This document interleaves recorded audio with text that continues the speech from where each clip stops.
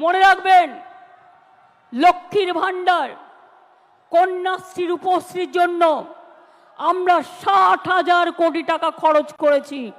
আরো লক্ষ্মীর ভাণ্ডারের অনেক প্রাপক, বিধবা ভাতা, বাংলার বাড়ি। নমস্কার বন্ধুরা, অনলাইন ওয়েব সলিউশনের পক্ষ থেকে আরও একটি নূতন ভিডিওতে আপনাদের সকলকে স্বাগত জানিয়ে আজকের ভিডিওটি শুরু করছি। বন্ধুরা, আজ বার্ধক্য ভাতা, বিধবা ভাতা ও লক্ষ্মীর ভাণ্ডার প্রকল্পে নাম নথিভুক্তকারী নূতন আবেদনকারীদের জন্য রয়েছে এই মুহূর্তে সবথেকে বড় খুশির খবর।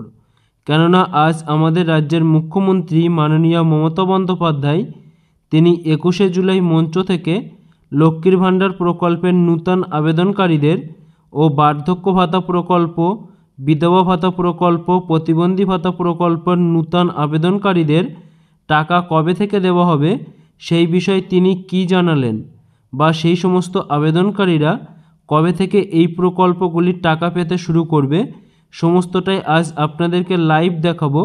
তাই বন্ধুরা, ভিডিওটি স্কিপ না করে শেষ পর্যন্ত দেখতে থাকুন, তাহলে সম্পূর্ণটাই বুঝতে পারবেন যে আপনারা কবে এই প্রকল্পগুলির টাকা পেতে চলেছেন।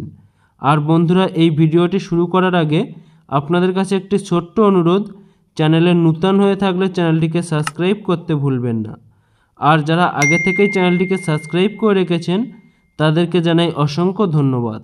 তো চলুন বন্ধুরা, ভিডিওটি শুরু করা যাক।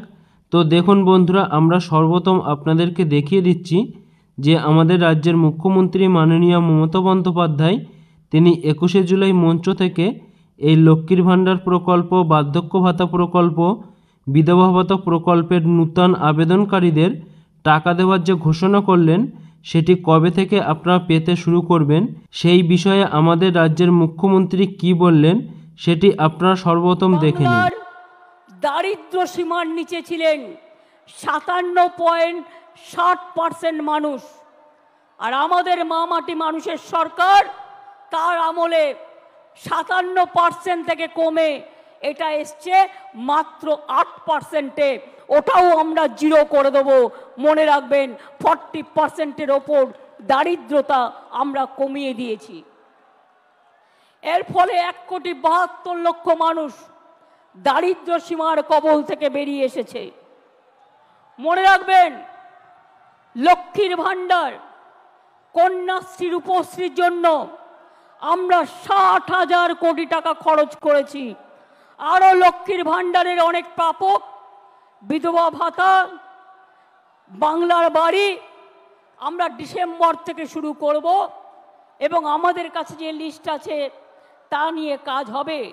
লক্ষ্মীর ভাণ্ডারেই শুধু 2,15,00,000 মহিলাকে আমরা 40,000 কোটি টাকা এর মধ্যে দিয়েছি। মনে রাখবেন, বিধবা ভাতা, মানবিক ভাতা, বার্ধক্য ভাতাও আমরা প্রায় 25 লক্ষ মানুষ, 29 লক্ষ লোককে পৌঁছে দিয়েছি। আর স্বাস্থ্য সাথীতে আমরা, মনে রাখবেন, 10,000 কোটি টাকার বেশি স্বাস্থ্য সাথীতে বিনা পয়সায় মানুষকে আমরা চিকিৎসা দিয়েছি। তাছাড়াও সরকারিভাবে অনেক সাহায্য করি আমরা প্রত্যেকটা হাসপাতালে। আমি আপনাদের বলবো, আমরা চাই তৃণমূল কংগ্রেস, আমরা মানুষের সামাজিক বন্ধু হব। তৃণমূল কংগ্রেস মানুষের সামাজিক বন্ধু হবে। আমি বিবেকবান চাই, বিত্তবান চাই না। কেন জানেন? পয়সা আসে চলে যায়, সেবার কোনো বিকল্প নাই। এটা মাথায় রাখবেন। মানুষের কাছে কাজ করে দেব, দরকার হলে নিজে গিয়ে তার দরখাস্তটা লিখে দেব।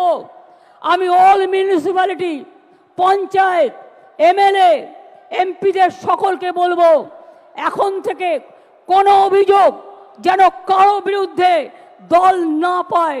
যদি কোনো অভিযোগ কারো বিরুদ্ধে পায়, আমরা কিন্তু উপযুক্ত অ্যাকশন নেব, এটা মাথায় রাখবেন। আমি চাই আপনারা গরিব থাকুন, মানে যা আছে ঘরে সেটা খেয়ে বেঁচে থাকুন।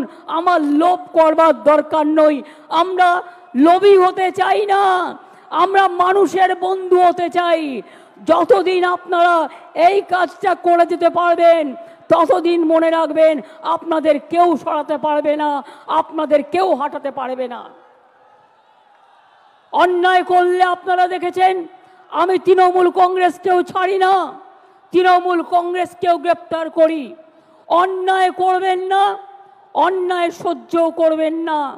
এবং পরিষ্কার বলছি, মা বোনেদের সম্মান দেবেন।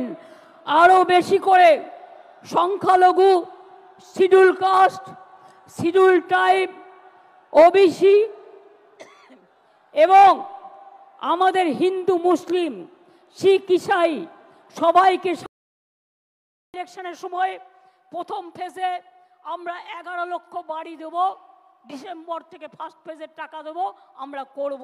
আমরা কথা দিলে কথা রাখি।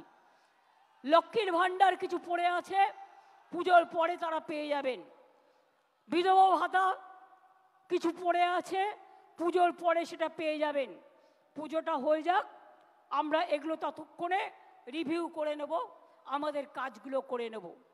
আমি এই কথাগুলো বলে দেখলেন মানুষ কীরকম, মানুষের শব্দের জোরে, বিশ্বাসের জোরে, ভালোবাসার জোরে বৃষ্টিও থেমে গেল।